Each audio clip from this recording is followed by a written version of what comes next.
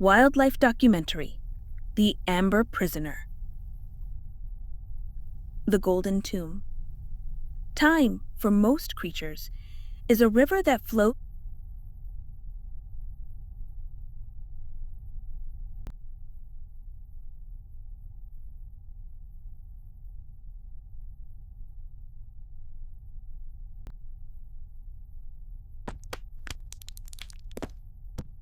I've held this piece of amber for weeks, this golden tomb. Under the microscope, it's not a fossil, it's a scene.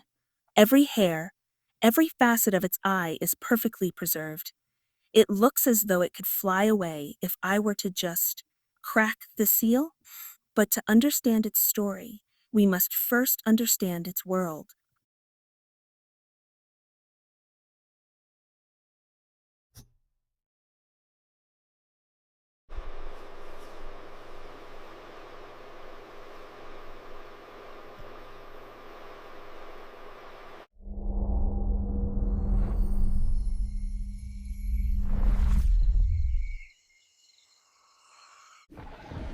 A world of giants. This was its world. Added a world breathing, a thick, humid air under a younger, hotter sun. The Cretaceous period, a time of giants, where the ferns grew as tall as trees, and the first flowers were just beginning to bloom.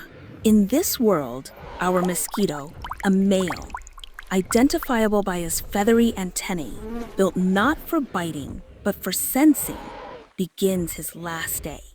For him, the world is a landscape of immense, terrifying scale.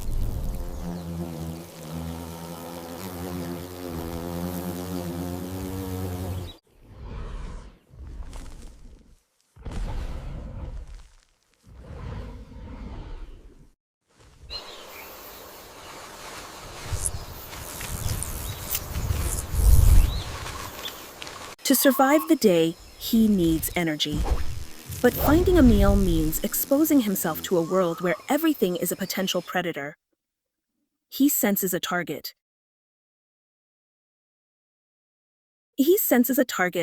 Not with sight, but through the warm living air. A large reptile resting in the sun. The approach must be sent. A ghost's descent, a moment of supreme risk for a reward that will fuel him for only a few more hours.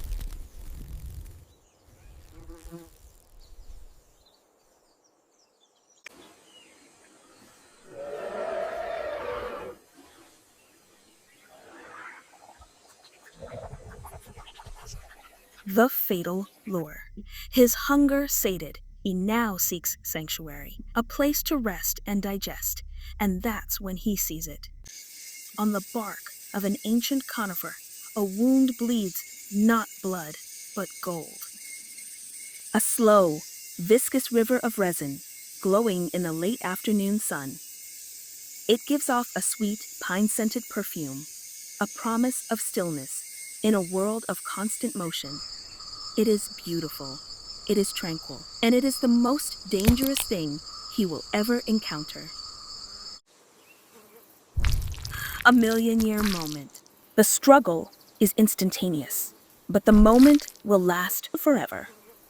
Panic. A frantic beating of wings that only serves to entangle him further.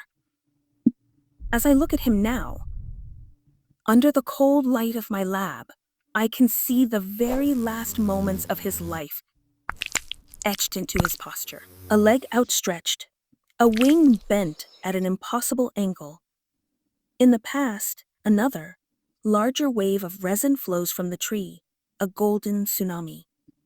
It was a terrifying end, and a perfect beginning for his long journey to me.